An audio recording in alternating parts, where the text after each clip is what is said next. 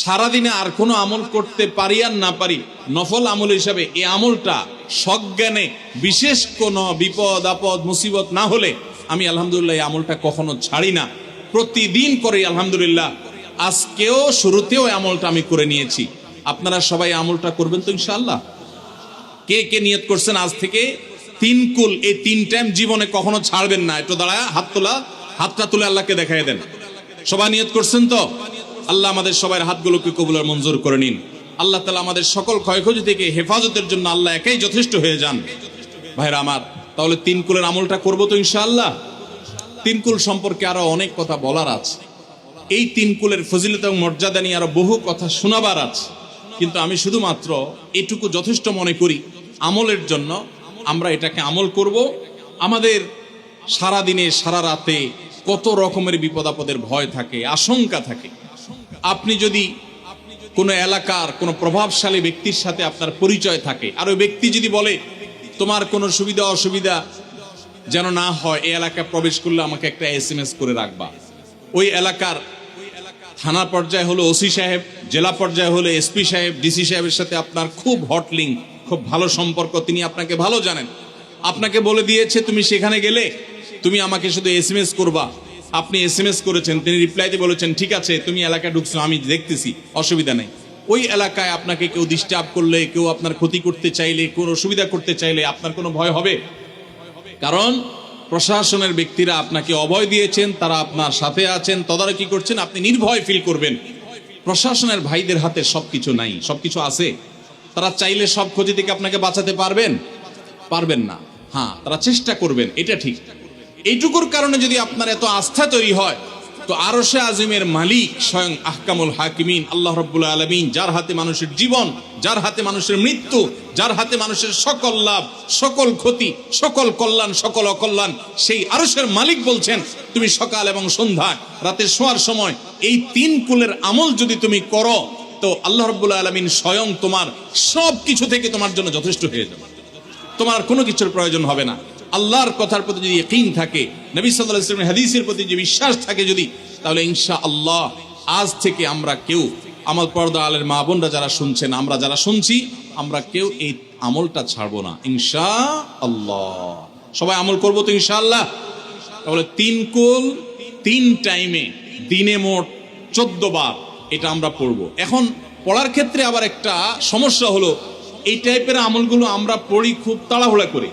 যেমন সুবহানাল্লাহ 33 বার, আলহামদুলিল্লাহ 33 বার, 5 ওয়াক্ত নামাজের পরে আল্লাহু আকবার, আছে না নাই? এগুলো সাধারণত কিভাবে পড়ে মানুষ বলেন? আমরা তো সবাই এ রোগের রোগী। কিভাবে পড়ি আমরা বলেন? সুবহানাল্লাহ সুবহানাল্লাহ সুবহানাল্লাহ সুবহানাল্লাহ সুবহানাল্লাহ সুবহানাল্লাহ সুবহানাল্লাহ। আমি যদি এখন মেজো ভাইকে বলি ভাই আল্লাহ আপনার ভালো রাখুক, ভালো আছেন ভাই, কি হয়েছেন? আমি যদি তাড়াহুড়া করে কথা বলবো, উনি বলবেন লোকটার কি মাথা কোনো সমস্যা হলো কিনা।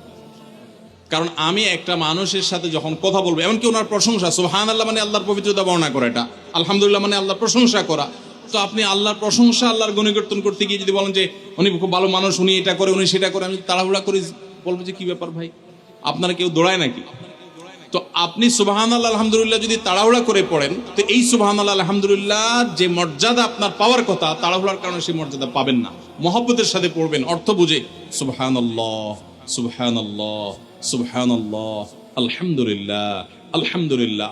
কোয়ালিটি মেনটেন করবেন। দেখেন আমাদের মুসলমানদের, গোটা দুনিয়া জুড়ে মুসলমানদের একটা বড় ত্রুটি হলো যে আমরা আজকাল কোনো কাজে, সেটা দুনিয়ার কাজ হোক আর আখিরাতের কাজ হোক, সব কাজেই আমরা তাড়াহুড়া করে কোয়ালিটিটা নষ্ট করে ফেলি, আমরা কোয়ালিটিটা ঠিক রাখি না। আমার আফসোস লাগে অমুসলিম প্রধান দেশগুলোতে যখন যাই বা তাদেরকে যখন দেখি যে তারা কাজের মধ্যে কোয়ালিটিটা ঠিক রাখে, যেটাই করে কোয়ালিটি ঠিক রাখে, অথচ এই নির্দেশ আমাদেরকে আমাদের রাসূল দিয়েছেন, ইন্নাল্লাহা ইউহিব্বু ইযা আমিলা আহাদুকুম আমালান আন ইউতকিনাহু। আল্লাহ পছন্দ করেন বান্দা যেই কোনো কাজ করুক, আমালান আই আমালিন, যেই কোনো কাজ করুক, সেটা দুনিয়ার কাজ হোক, সেটা আখিরাতের কাজ হোক, সুদৃঢ়ভাবে করবে, সুন্দরভাবে করবে, উত্তম রূপে করবে, এটা আল্লাহ তাআলা পছন্দ করেন। আর আজকাল আমাদের অবস্থা কি? আমাদের অবস্থা হলো যে আমরা তাড়াহুড়া করি। ভাইরা আমার, এই তাড়াহুড়া করে কোয়ালিটি নষ্ট করা যাবে না, বরং 3 কুল যতবার যেখানে পড়তে বলা হয়েছে মহব্বতের সাথে আস্তে আস্তে পাঠ করবেন। আল্লাহ আমাদের সবাইকে আমলের তৌফিক দান করবেন, আমিন।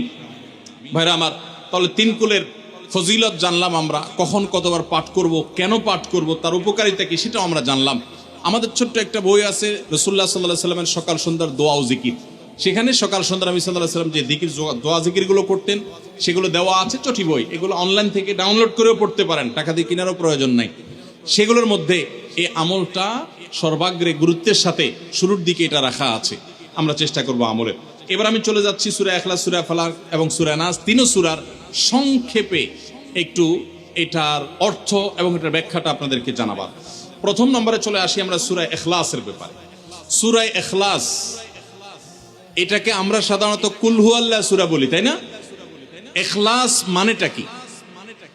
আমরা যেহেতু এই সূরাগুলো নামাজের মধ্যে সবচেয়ে বেশি পাঠ করি, ঠিক না বেঠিক?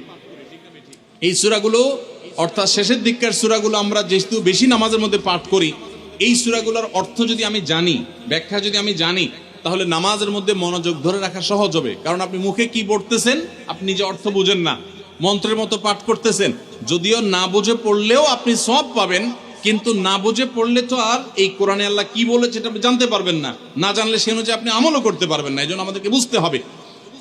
এই জন্য সূরা ইখলাস সম্পর্কে আমরা জানি, ইখলাস এই সূরার নাম হলো সূরাতুল ইখলাস বা ইখলাসের সূরা। ইখলাস শব্দের একটা অর্থ হলো পিওর করা, খাঁটি করা। তার মানে আমাদের ইবাদতটা শুধু আল্লাহর জন্য হবে, খাঁটি হবে, এখানে কোনো ভেজাল অন্য কারোর জন্য সেটা হবে না। আমাদের দোয়াগুলো সব শুধু আল্লাহর জন্য হবে, খাঁটি এবং ফ্রেশ ভাবে আল্লাহর জন্য নিবেদন করবো, সাথে আর কারোর সেখানে শরীক করব না। এই জন্য এই সূরার নাম ইখলাস, যে এই সূরার মধ্যে আল্লাহর ইবাদত, একত্ববাদ, তাওহীদ এটাকে খাঁটি করবার নির্দেশ দেওয়া হয়েছে, আল্লাহর কোনো শরীক নাই। এই জন্য এটাকে সূরা ইখলাস বলা হয়েছে, খাঁটি করার সূরা, ঈমানকে বিশুদ্ধ করা, তাওহীদকে ঠিক করার সূরা। একইভাবে ইখলাসের আরো বিভিন্ন অর্থ এবং বিভিন্ন ব্যাখ্যা আছে, আমরা শুধু এইটুকু বলি। এরপর আসা যাক সূরা কুল হুয়াল্লাহ। কেন আল্লাহ তাআলা এই সূরাটা নাজিল করলেন? কোরআনে কারীমের বিভিন্ন সূরা, বিভিন্ন আয়াত নাজিলের প্রেক্ষাপট আছে, যেটাকে শানে নুজুল বলা হয়। কেন এই সূরা আল্লাহ তাআলা আমাদেরকে দিয়েছেন এ সম্পর্কে নবী সাল্লাল্লাহু আলাইহি সাল্লামের এক সাহাবী, তার থেকে একটি হাদিস বর্ণিত আছে। সেই হাদিসের আলোকে আমরা জানি যে মক্কার মুশরিকরা, মক্কার কাফিররা, অবিশ্বাসীরা, তারা প্রিয় নবী সাল্লাল্লাহু আলাইহি সাল্লাম যখন তাওহীদের দাওয়াত দিলেন, আল্লাহর পথে আসার দাওয়াত দিলেন, তারা বলল, মুহাম্মদ, আমরা তো সবার বংশ পরিচয় জানি। সেই যুগে মানুষ উটের পর্যন্ত বংশ পরিচয় জানতো, শিখতো। তো নবী সাল্লাল্লাহু আলাইহি সাল্লামকে তারা জিজ্ঞাসা করেছে, মুহাম্মদ, তোমার যে আল্লাহর কথা বলো, ঈমান আনার জন্য বলো, তোমার আল্লাহর বংশ পরিচয়টা একটু আমাদেরকে জানাও। মক্কার মুশরিকদের এরকম হাস্যকর দাবি শোনার পর প্রিয় নবী সাল্লাল্লাহু আলাইহি সাল্লামের প্রতি আল্লাহ তাআলা এই সূরা নাজিল করে তাদের এই প্রশ্নটা যে অবান্তর, আল্লাহ তাআলার যে কোনো বংশ পরিচয় নাই, আল্লাহর যে কোনো জন্মদাতা নাই, তিনি যে কোনো জন্মদাতার মুখাপেক্ষী নন, সে বিষয়টাকে আল্লাহ তাআলা বিশদভাবে এই সূরাতে বিবৃত করেছেন, বর্ণনা দিয়েছেন। এই জন্য ওই প্রেক্ষিতে এই সূরাটা নাজিল হয়েছে। কোন উলামায়ে কেরাম, কোন মুফাসসিরগণ অবশ্য ভিন্ন আরো একাধিক কথাও বলেছেন, তবে এটি সবচেয়ে প্রসিদ্ধ এবং বেশিরভাগ মুফাসসিরদের মতে এটি যে সূরা ইখলাস, কুল হুয়াল্লাহ সূরা নাজিল হয়েছে মক্কার মুশরিকরা প্রিয় নবী সাল্লাল্লাহু আলাইহি সাল্লামের কাছে আল্লাহর বংশ পরিচয় জানতে চাওয়ার মতো মূর্খতাসুলভ প্রশ্ন করেছে। সেই প্রশ্নের জবাবে এই সূরায় আল্লাহ রাব্বুল আলামিন বিস্তারিত বিবরণ দিয়েছেন। এবার আসুন আমরা এই সূরায় কি বলেছেন আল্লাহ রাব্বুল আলামিন সে বিষয়ে জানবো, এবং সেই সাথে এই সূরাটার বিশেষ ফজিলত আছে, সূরা ইখলাসের আবার স্পেশাল ফজিলত আছে কি সেটা আমরা জানবো ইনশাআল্লাহ তাআলা। আমরা প্রথমে আসুন সূরার অর্থ আমরা জেনে নেই। কুল হুয়াল্লাহু আহাদ। আমার সাথে সাথে আপনারা বলেন, কুল হুয়াল্লাহু আহাদ, আল্লাহুস সামাদ, লাম ইয়ালিদ ওয়া লাম ইউলাদ ওয়া লাম ইয়াকুল লাহু কুফুয়ান আহাদ।